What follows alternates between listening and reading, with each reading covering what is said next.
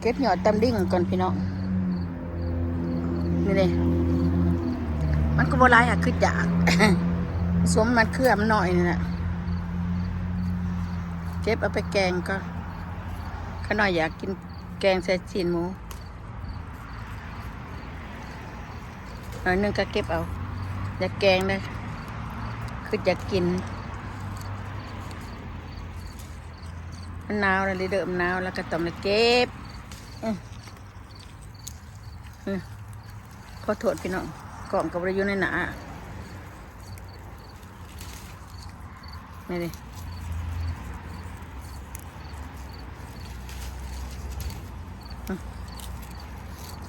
หยอดผักตำดิ่งหยอดผักตำดิ่งแกงสีนหมูแสบอยู่ขนมมากได้น้ำเหี่ยมือบนนี่เหี่ยมือเนี่ยพี่น้องอ่อนๆอยู่ได้เด็ดตัวได้เห็นแต่ระยำ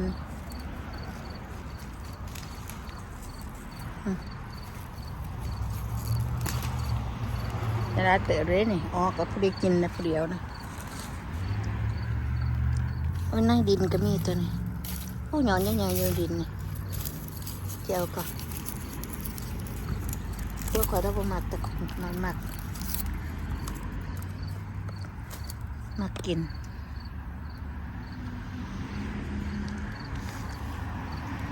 อยู่บ้านกูนะบื้อตัวอยาก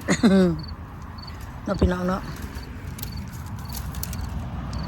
บ้านได้หลายเลยจากตะลิงนี่เก็บจนเรามันกระป๋องเพราะมันบ่หนาวเดือนหนาเดือนไหนนี่กระป๋องหลายเลยนี่เนาะพี่น้องเนาะอยากต้องเก็บไปแกงซีนหมูอ้อน้อยหนึ่งดอกว่าได้อ้อหลายถ้วยหนึ่งพอได้กินนี่แรง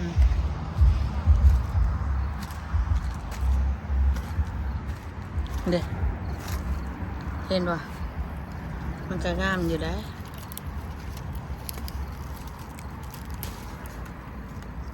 หัวผูกหัวผ้าปริงกันบอกพี่น้อง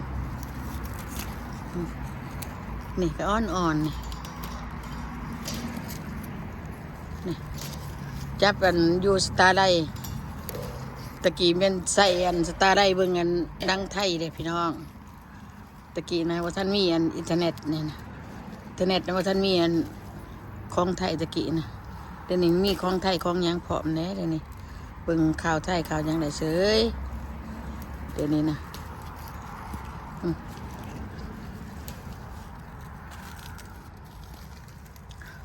เดี๋ยวนี้มันเบิ่งสบายให้เบิ่งยังก็สบาย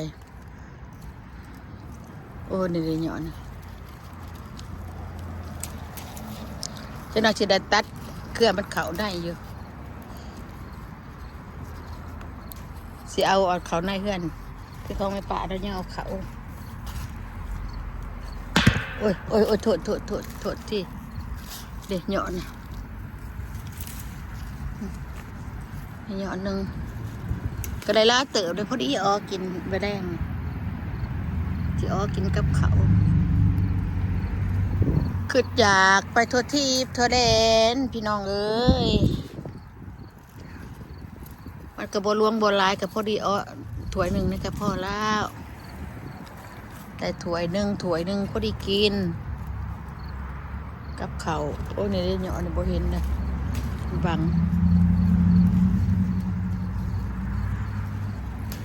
เดี๋ยวมันกระโปงอีกทิศช่องทิศมันกระโปงอีกลายเต้พี่น้องมันแตกจ้ะแตกไว้นี่เลยนี่ก็แตกมีเล็ดมึงนึงมันก็ยังแตกออกลายเลยหยอดมา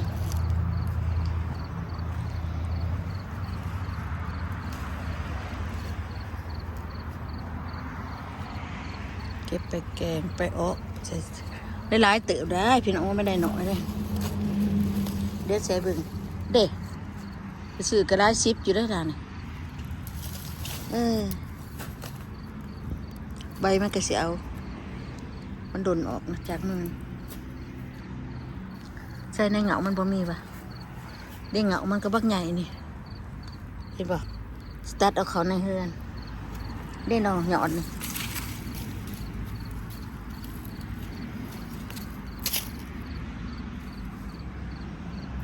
เก็บผักน้ำกันเด้อพี่น้องเด้อผักตำดิ่งผัก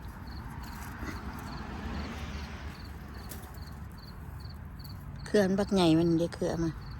สิตัดเอาเพียงนี่ตัดสิเอาเขาในเฮือนปีหน้าคนน่าจะได้กินหลายปีหน้าสิมีหลายสิเอาลงขี้ดินเลยพังขี้ดินเลย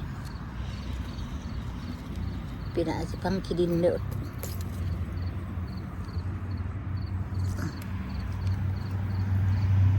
พ่อออเดอร์เด้นี่นะพี่น้องนี่บอกก็ได้เติบได้น่ะเพราะมันหน่อยได้น่ะพอกินได้จังซ้ำสิกินกับข้าวแดงกับพ่อดีเลยนะนี่พี่น้องเนาะมันชมมันเครือเดียวนะปัดช่อง3 เบียร์ไปปลูกคุณแล้วพอบริเก็บซ้ำเก็บเอาพริกก่อนโอ้พริกนี่แห้งค่าต้นเอาพริกอันนี้แล้วไปใส่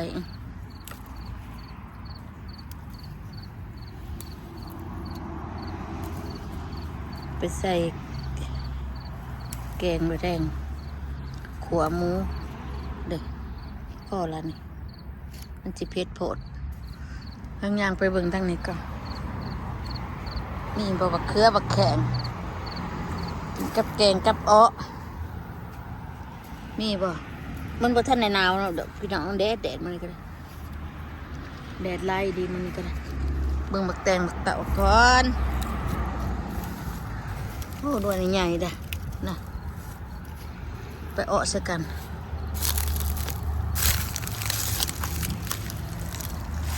บักแตงเนาะนี่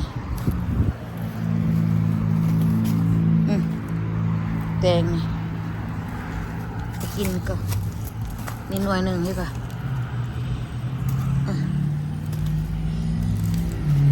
เกลือไปมีเด้อ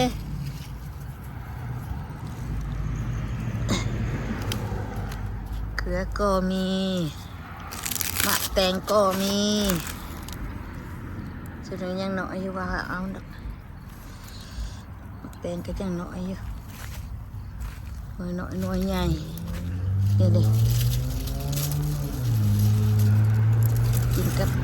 แจ่วกับป่นกับยังก็ได้เครือเดียวก็ได้กินลายเต๋ออยู่ได้น้ำโอ้เสียงรถเสียงรางพี่น้องเอ้ยดังทึมทำ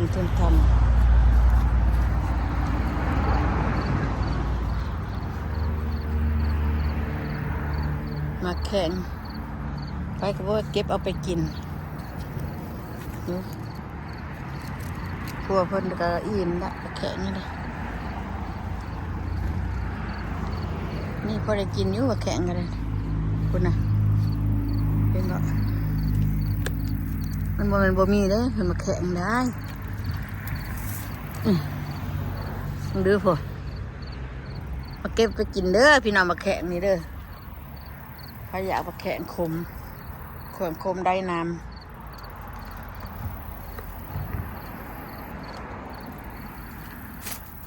มาขานี่ก็บางกูก็เป็นหลอกหยบปะล่ะหลอกหยบปะล่ะแม่พักกาดนี่ก็ได้เก็บมาก่อนประกันสมนี่กินบ่เบิดนะแกงกินกระแสแล้วบางคนก็จะกระมักแกงแล้วขนาดจะบ่มักมือข่อยยังไม่ได้เก็บมี3-4 หน่วยอยู่ไม่ได้เก็บเอาใบซิ่งไข่ก่อนไปใส่แกงผักตำลึงนี่แม่ถือว่าพี่น้องบ่ใส่กระไดเนาะพี่น้องมินมาด้วยว่าจังได๋ใส่บ่ดูบ่ใส่กันเนาะบ่ฮู้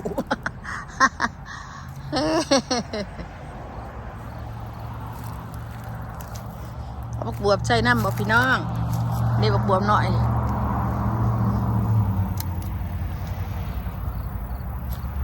นี่ก็ป้าแก่ละนี่มันกินเห็นบอก จะกินยังไงเด้อกินผู้เดียวมังหะกับบักได้หลายมึงดูนี่มังหะกับบี้พอได้เก็บพอได้กินนี่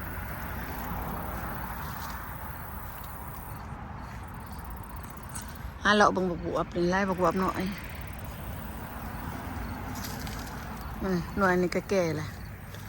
เก็บเอาตัวหน่วยน้อยมันหน่วยใหญ่บ่เอานี่หน่วยใหญ่บ่เอาเอาน้อยน้อยน้อยน้อยน้อยน้อยจำหนึ่งบ่ได้เห็นมันเลยนี่ดิจำหนึ่งคือจะไปเห็นในยองอย่างนี้กันนี่ก็บ่เห็นนี่บ่ได้เห็นในมันบังใบน้อยเดียวนะเลาะบังเลยใบมันน้อยเดียวบังก็บ่เห็นพี่น้องเอ้ยย่ำนี่มาปวกอ่อนแกงกระเสียบอยู่น้อยหน่อยน้อยฉันเอาค่ะพอดีคำหนึ่งหมดแล้วนะ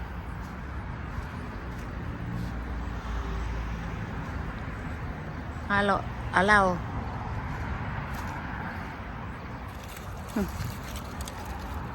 มักน้อยๆช่ำนี้ได้ขนาดว่ามักน้อยใหญ่บ่มักน้อยใหญ่นะบ่อยากไปได้เนี่ยมีบ้างนั่นก็บ่เห็นเนี่ย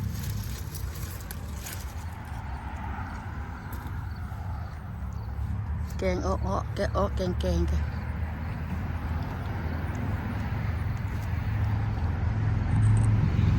เอาวันหน่อยป้าไว้จะเทินเอาซะหน่อยก็เอ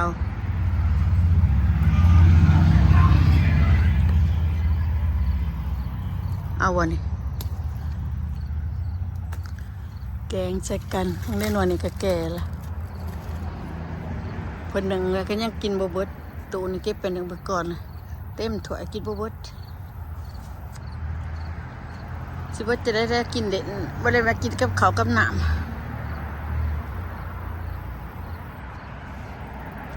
มากิน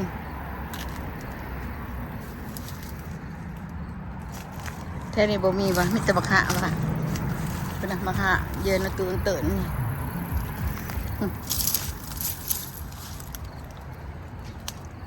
บางคนก็จะก็มากินยี่ดอกมะฮะขนาดมันขมโผดกินบ่ได้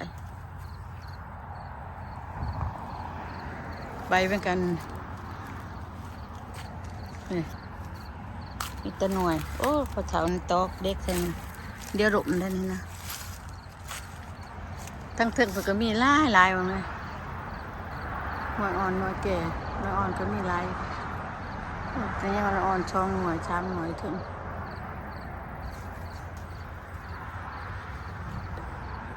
เท่าแล้วอะไรมันได้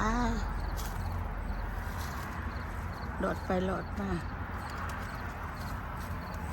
อันนี้แล้วก็มันแก่แล้วมันแก่แล้วปัจจุบันถ้าก็กินน่ะ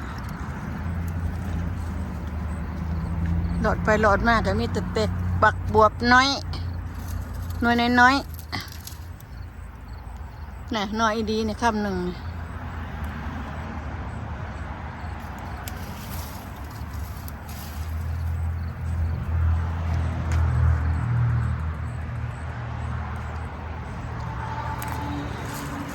ดูมันแก่หลายบอกข้างข่อย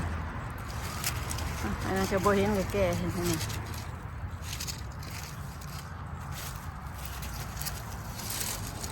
บ่เห็นง่ายๆได้ใบบางใบเดียวมันจะเสื่องสนเป็นคือกันได้ขนมสิแกงกินก็จะเพิ่งดูค่ะมันมีอยู่เชิงน้ำแก่บ่เลยเห็นป่ะมีแต่บักขวบสารพัดพวก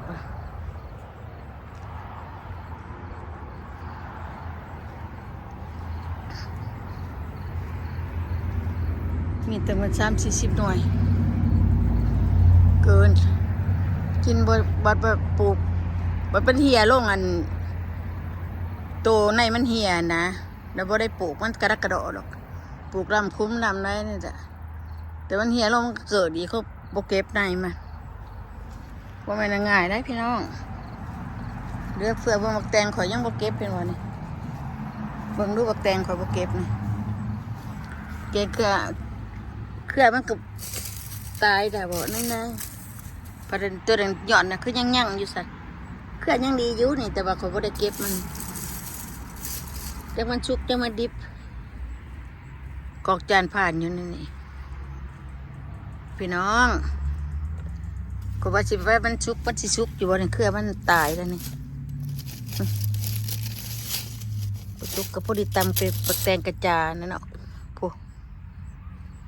จะว่าเป็นปักแตงกระจาได้นี่เครือมันตายนะต้องจะได้มาเก็บเอาอยู่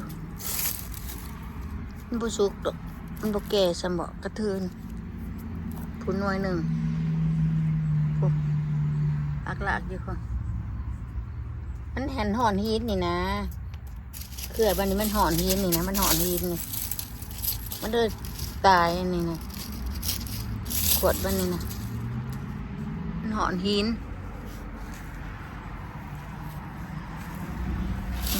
หน่อยมากลากอยู่นี่